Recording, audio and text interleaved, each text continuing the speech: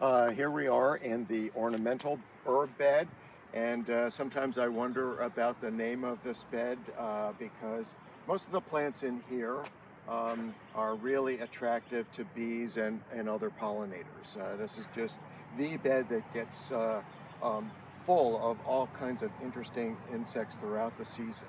And so sometimes I think we should just call it the pollinator herbs.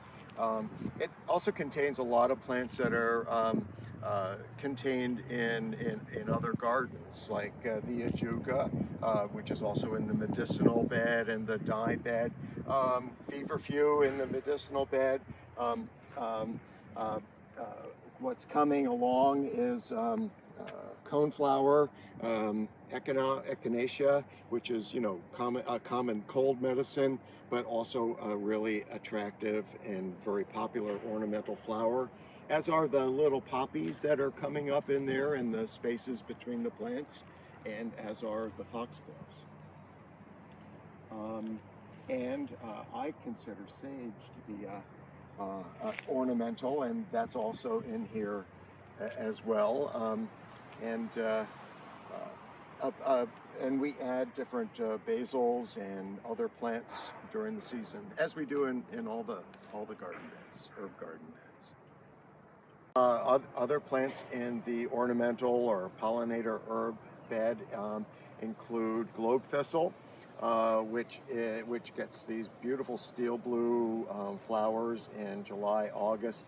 And again, the bumblebees, a different kind of bumblebee, is really super attracted to them, never leaves them alone. And Russian sage, which looks very sort of dead and scrubby right now, but will soon get its beautiful blue gray foliage and then wonderful blue flowers later in the season. We also have a couple interesting Augustakis in here that are perennial and native, more to the Midwest than here, but again have a medicinal use among Native American populations. And then Allium Millennium, which is it's a cross between a chive and an ornamental onion, and again has beautiful chive-like flowers that are much bigger than chives, but it doesn't set seed, so it doesn't spread itself all over the place.